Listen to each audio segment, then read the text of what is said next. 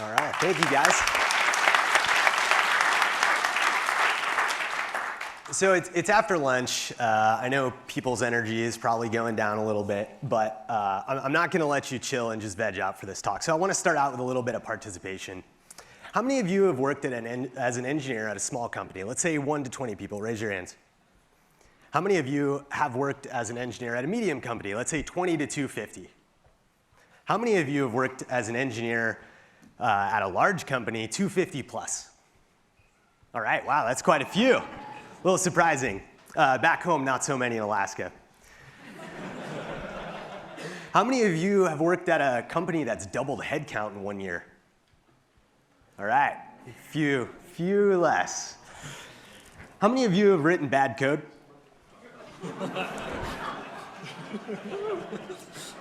How many of you have had to work on bad code? If any of you don't have your hands up, you're lying. How many of you have gotten so frustrated with that code that you opened git blame to figure out who wrote it? And then you found out it was yourself. There we go. So this is a disclaimer. Today I'm going to talk about some of the uncomfortable bits of being a software engineer. It's less about the language. We did it in Go, but it doesn't matter. So here's some of the topics. Building a thing your team probably shouldn't own. That's awkward. You got to give it away. Somebody else has to treat it as their baby. A 2-month project taking 9 months, that might lead to your project getting shut down. Heart-wrenching stuff. We're going to awkward it out together. I've got some Easter eggs hidden in here, and when you see them, they're going to indicate that this was an awkward moment for me on the story I'm about to tell you. And the first person to yell out duck can come and get one of my friends to keep them company when they're going through some of these awkward moments. So I want to start by saying that the project I'm about to talk about is not complex in the way that most people would think. It's not about Bloom filters and bit hashes and all the technical complexity that we like to think about. It's lots of simple things that got chained together. I spent a lot of time just trying to, keep my sanity through this journey, and I want to share some of those things with you. So my name is Jeff Levin. I'm a software engineer. I'm based in Anchorage, Alaska. I love riding bikes. That was a great day, great weather. And I work for Grafana Labs. Quick raise of hand, who knows what Grafana is? Awesome. Yeah, so we're an observability platform for visualizing metrics, logs, traces, doing identity incident response management, and really anything else you can build a dashboard for. We're a Go shop with Kubernetes and a front end and TypeScript, and we've been growing very fast over the last 2 years. The headcount has almost tripled since I started, and we're up to about 1,400 employees. Now, when you think about a VC-backed startup, most people think like this: I'm on a boat, money, yachts, it's awesome. As an engineer, I think about it like this. There we go. Somehow we got an extra slide. I think about it like this. Sometimes I think about that when I'm doing presentations. So generally what I've found in life is more money is more problems, right? At the beginning, you're scrappy, you're getting going, it's YOLO, it's ship it to production, it's like, oh snap, somebody wants to pay me money, this is awesome. And as you ascend this chain through Series A, your initial traction, you've got a little bit of customer demand. Series B, you've got some product market fit. Now you got a little bit of technical debt, you got some SLAs you might have to deal with. And then Series C is scale. And now you've got other problems. You've got market forces working against you. You have your ability to pivot and develop software fast coming up against you. And it's easy to get frustrated with old code and technical debt within your org. But one of the things I realized is that technical debt is a product of our success. The reason we can look at that stuff and see that it's debt is because we're growing. We're growing as engineers, and the company is growing. And the reason we need to fix these things is because we're succeeding. So let's talk about some of the problems we deal with engineering at scale. A lot of times we think of distributed and clusters and stuff, but from the engineering org perspective, it's like documentation, test coverage. How do you test things that are not easily testable? How do you know who to call when those things break? Then we have the next class of problems, which is things like figuring out your company's multi-tenancy paradigms. That's not easy. It's different for every company. Ensuring that more engineers leads to more output. Making sure that things don't get worse. And when I say that, I think about that from the product perspective. So this talk is called Dog Food Can Be Delicious. It's about how we're using K6 and Grafana to benchmark Grafana and maturing as a company. My team is the Grafana app platform, so we are working on the new architecture to rebuild Grafana as we're growing. Now, we don't get to just start from scratch, greenfield code base. We have to figure out what this architecture is going to look like, figure out what it's going to feel like at the same time that we're building it. So here's a few of the requirements we have. A consistent way to build new services, APIs, handle multi-tenancy, and do service discovery. A little hand-wavy. Allow us to scale teams and the number of engineers that can work on Grafana. Currently, we've got about 130 working on that product. And then the last thing is not cause a noticeable performance impact or cost to operate. Now, those are not straightforward requirements, right? You can't really measure any of those things.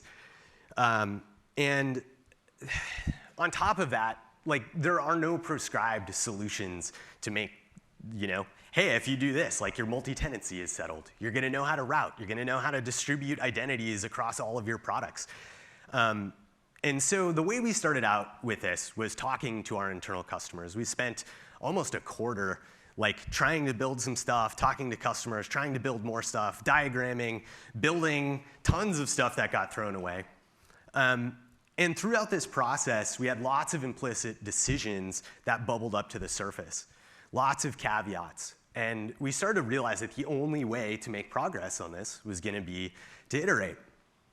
And when I think about this process, there have been lots of times where I've worked on something and been putting tons of time and hours in and realized that I don't feel like I'm getting anywhere. But at the end of the project, I look back and I'm like, wow, okay, we actually kind of did a lot of stuff. And I refer to this as R&D by Braille. You have to feel it. You have to iterate. You have to try things. So in this group, I'm on a team of really talented, motivated individuals, and morale starts to ebb and flow, especially when you don't feel like you're actually producing things. And so one of the things that we decided to do was find an anchor, something that is objective that we can actually use to measure and figure out if we're making progress. So we landed on, don't make Grafana worse for our customers, number one. And number two, don't make Grafana worse for our engineers. So we built a prototype first prototype of our architecture. We built a service on it. And we were like, man, we don't really know if this is any better or worse. So coming to a few concrete things. Does the API work correctly for a given path?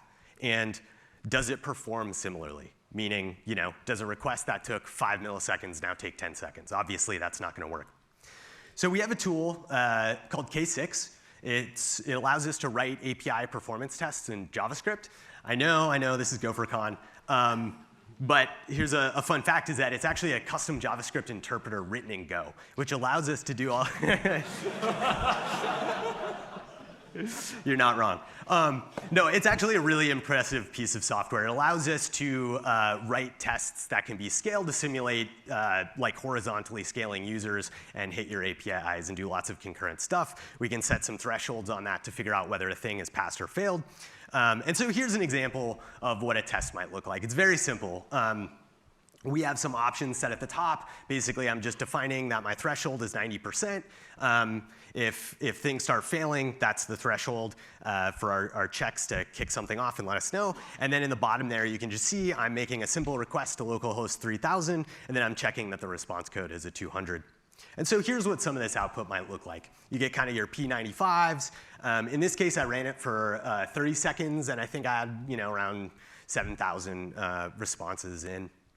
And I'm thinking, okay, this is pretty good. So I raised my hand on the team and I said, hey guys, I'll run with this. I'll take this and go. And I'm feeling pretty good. I'm like, all right, here's my architecture diagram. We're set. We're off and running.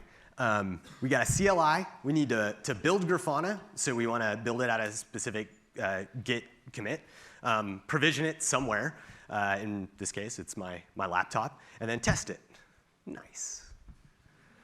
So I start off the simplest way. I hack together a quick make file, and I'm working on this, and I'm like, okay, like this is pretty good. You know, I'm feeling confident. I run our first benchmarks, and the first thing I find is that this is 93x slower. And I'm like, well, clearly we've already failed. And so I'm pairing with one of my teammates, and we say, hey, we should get Ryan on the call, because he was the other guy currently working on this architecture. And I said, hey, Ryan, we did our first set of benchmarks, and like this isn't going to work, man. We got to start completely over. And he says to me, have you pulled in main on this branch recently? And I was like, yeah, we did it like 2 days ago. And he's like, oh, no, you should do it like today. There was a bug that just got patched in there. And I said, what kind of bug? And he's like, well, somebody realized that there was some database locking issues with SQLite, and they just added like a stop the world for 20 milliseconds, and it was a little finicky. So yeah, pull main and see if it works. And so my first thought was like, if that's our only problem, that's awesome. So we pull main, we get like 87,000 requests. It's like an 8% difference. All right, we're back on track. My second thought is, oh my God, we are venture funded and very far, and like we are not tracking if this software is getting better or worse for our customers. So my fun little side quest is developing requirements. And this was just a handful of them. But the first was to run on a standard machine with a standard architecture. That first test was on a MacBook Pro with 64 gigs of RAM, which is probably not what we're running our customers on. Anyone on my team should be able to run it and build any version of Grafana. And then we also need to establish a historical baseline, because when you're doing these types of things, it doesn't necessarily matter if it's performant in any kind of way, right? Like I don't care about the absolute number of requests coming through. I care about the changes. If we have a problem with the absolute number, our customers would have told us already. So at this point, I'm like, all right, well, we should probably get some input from some other people around our team.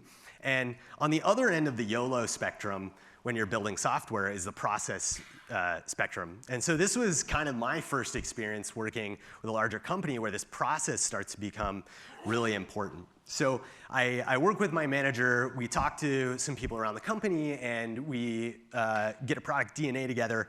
And he says, what's your timeline? And I said, I don't know, end of the quarter, 2 months? That seem reasonable? And he looks at me and he says, sure. Raise your hand if you're a project manager. I heard somebody the other day saying, I just listen to whatever they request and I multiply it by 3. There you go. That's probably what they should have done. But at this point, I had a name, I had a thing. I was like, all right, Grafana bench. We're going to bench test this thing, and it's going to be awesome. And I started working on some diagrams, and I was like, all right, we got our simple architecture. Now we kind of know how things are running. And then this came out, and I was like, oh, no. And so I went into my hacker montage and like put my head down, and like I'm in my own repo, man. I don't even care. I'm slinging code left and right. Things are going great. And I wish I could say that I popped my head out like a week later, but this was July, and this project started in April. So at this point, I was just like glad that we were making some progress. Along the way, I realized that we had some side quests here, and one of them was that we hadn't really thought too much about the tests.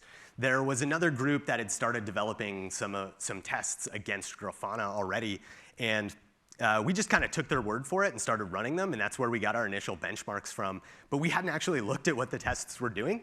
And so I started looking a little bit more closely, and I realized, like, oh man, okay, like we can't just say, hey, we're going to throw this test suite that we're not entirely aware of everything that's going on and just have it work holistically.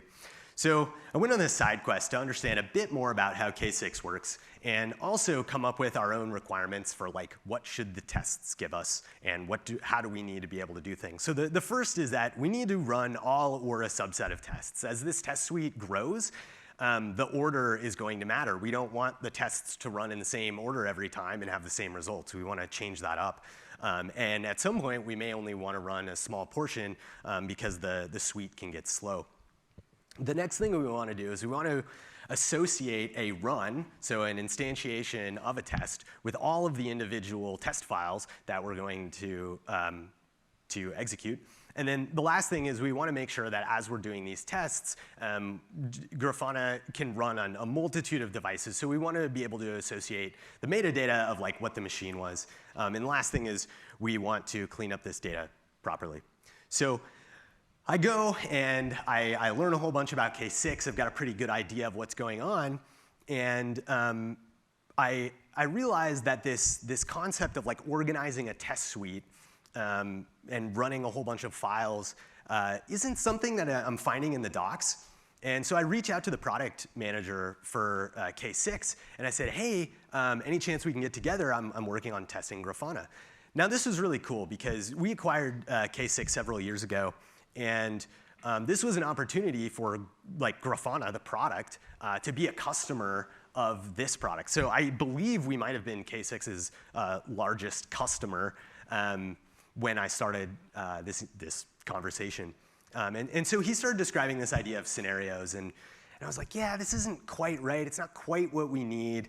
But you know, maybe if we can figure out a way to generate this quick mock-up, this can get us there. So I went to the drawing board. Duck? Nobody? There we go. All right, come and get one. And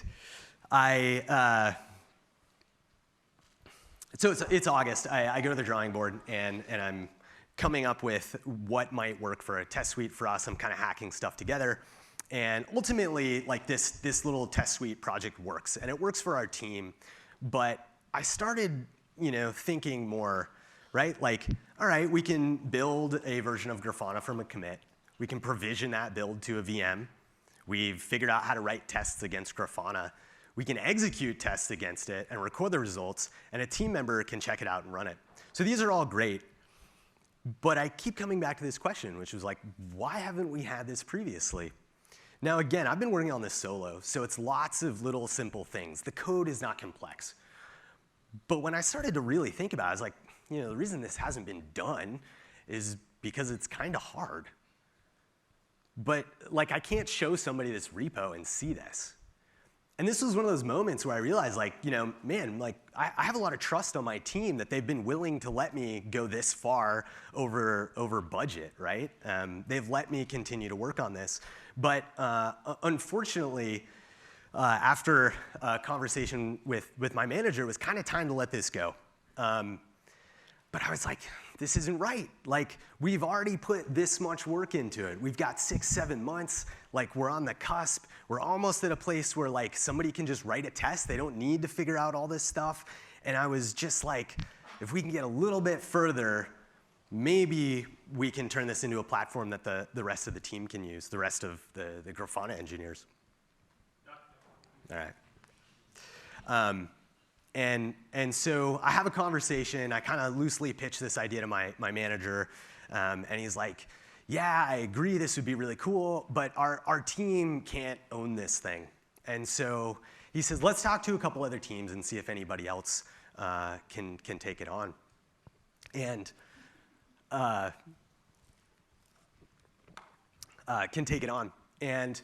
they come back, they're like, hey, this is actually super cool, we'd love to help out. And then they do their quarterly OKR planning, and they come back and like, hey, sorry, we got other priorities. And a heartbreaking conversation ensued where we had to realistically say, we got to put it down. And my fear with this was that we've already come so far, and I've got all this knowledge in my head right now that if it gets shelved, it's never going to see the light of day. My team might use it kind of as one-off things, but it's never going to actually get out there. And so I went home, and I was kind of depressed and a little bit sad, and I said, there's got to be something here.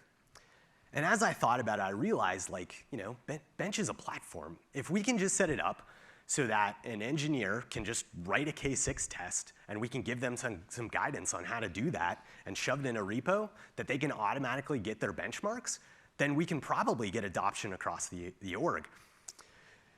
So now, the next thing that happens is I'm like, how do I make this happen even though I've already been asked to put this thing down?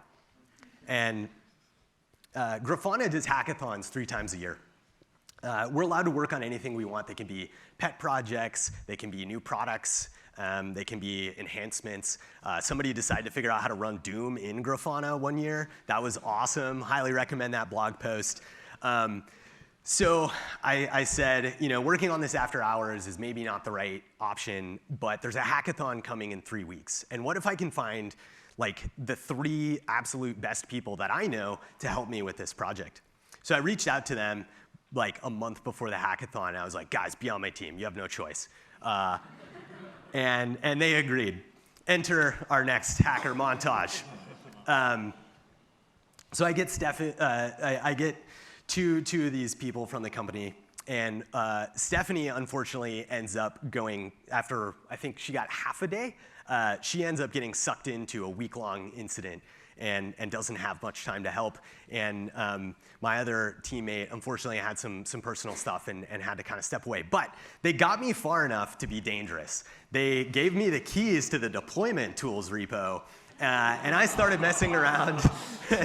I started messing around in our build pipelines, and we were able to get it. And so at the end of this week, it's Friday, I've got like 6 hours, and all I need to do is build a dashboard. And this is funny and embarrassing, but I hit a wall, and I'm like, oh my gosh, I don't know how to build a dashboard. This is embarrassing. I work for Grafana. This is the second one I'm doing. And so I'm pleading for help in Slack. I'm bouncing around channels, and this is Fyodor. And he sees my plea for help in the general channel, and he says, hey, can you hop on a Google Meet? And I said, sure. And he hops on, and he looks like pretty tired. I'm like, hey, man, like, what time is it where you are? Grafana's fully distributed. And he says, it's like 2 a.m. I'm uploading my hackathon video. I was like, solid, man. So Fyodor helps me get unblocked, and he doesn't know he's getting this shout out right now, but if he sees this talk, Fyodor, I love you, and I will buy you a beverage next time I see you. So at this point, I'm going to skip the demo to the end, but we get it done, and I get it into production. And I'm able to kind of finally show and describe why I think this thing is cool. And I'm able to bounce around and kind of show some people. And I show my manager, and one of the things that I wanted to do with getting this into production was get it running in our rolling release channels, so that every time there's a release and a release gets promoted, we get a benchmark of what's happening at what stage. And we had estimated that to take a couple months, and again, we had to set this whole thing down. Well, it's like, well, now it's happening, right? This was the whole hackathon project. So at this point, I show up on Monday and I go back to my normal teamwork. But I said, all right, if we've got a platform, we got to work on this distribution. I need to sell it a little bit.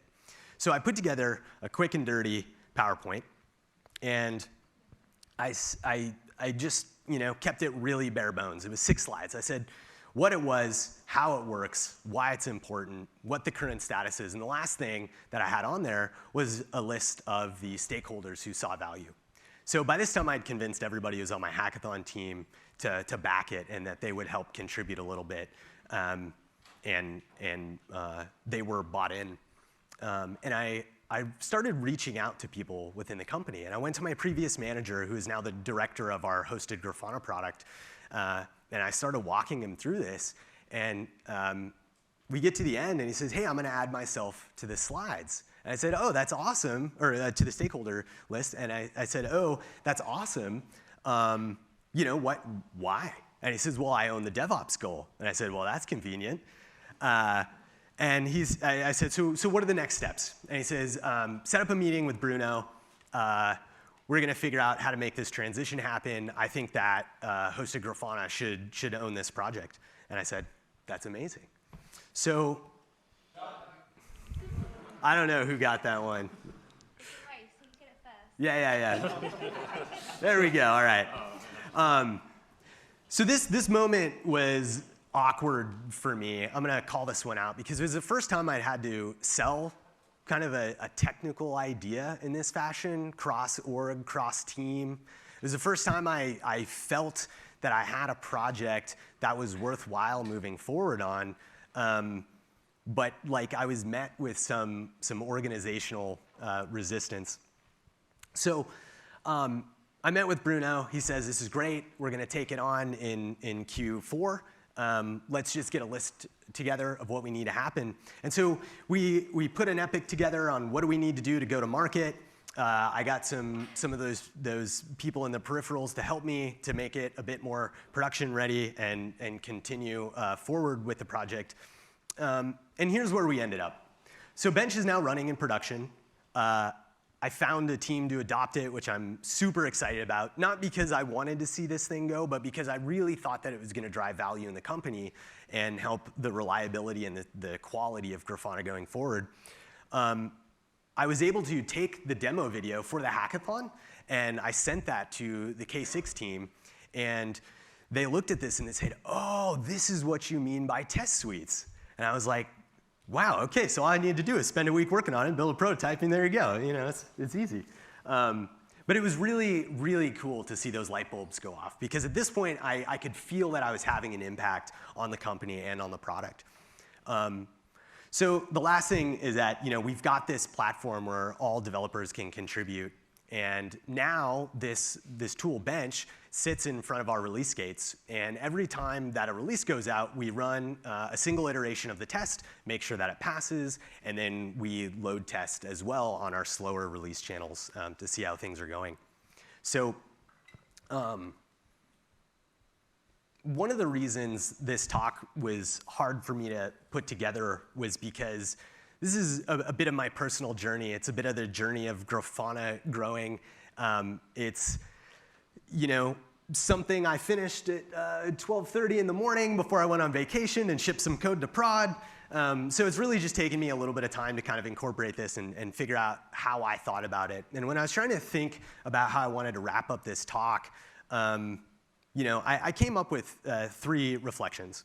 So the first is that you have to reframe and refactor. We refactor our code constantly, and that's something we're used to. But how often do we reframe and refactor like the way we're thinking about a problem? Complicated, simple things often, are complicated when you look at them in the aggregate.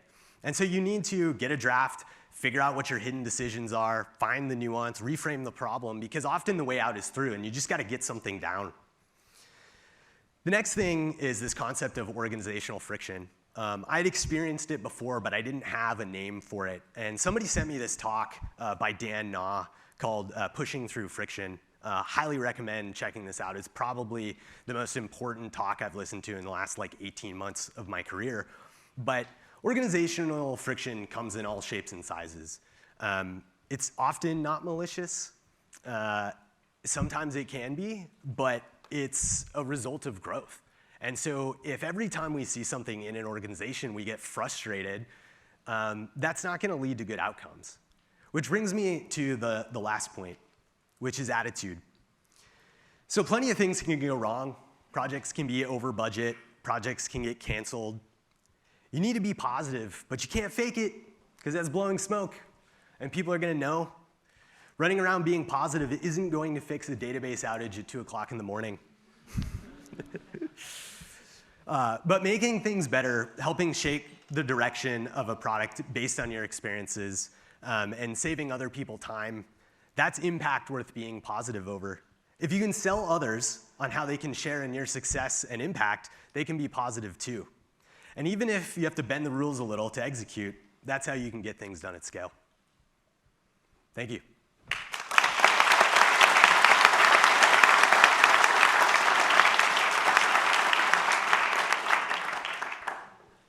I did not get a chance to do the demo.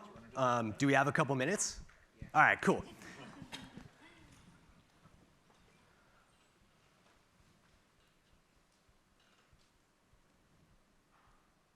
All right. So what we're seeing here is just a list of dashboards that I've created for this product or project.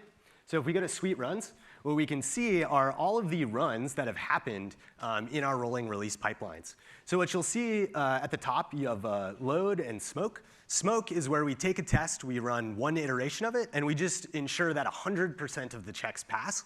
The other is our load tests, and that'll run for a certain number of iterations and then check the timing on that. So in the case of smoke tests, this is how we keep our rolling release channels from getting promoted with problems. And it will actually fail on that step in our workflows. But the load tests don't fail because, if we're hitting them hard enough, we should see failures. So if we just pull this up, I'm running a limited subset at the moment. But when we're looking at the playlist API paths, I basically am just getting the timing for these things. So we have the number of iterations that ran, what the exit code was, the name of the test, and then the various timings of it. One of the cool things with K6 Cloud, we'll see if this plays nicely. Awesome, conference talk demos and internet. Solid, it worked. Okay, so one of the cool things with this is that we still get to use K6 Cloud. So we get to send all of our data to them, and then we can get really detailed metrics on what's happening. And they recently released a new feature that allows us to get traces. So when we start running 1,000 or 10,000 iterations of a test and we see some big fluctuations, we'll be able to actually go into those traces and see what's going on. So super, super psyched about that. The next thing is that we can go back to this list, and I can say, all right, I want to go look at all of the playlist creates across a period of time, so we can see how the variation is changing.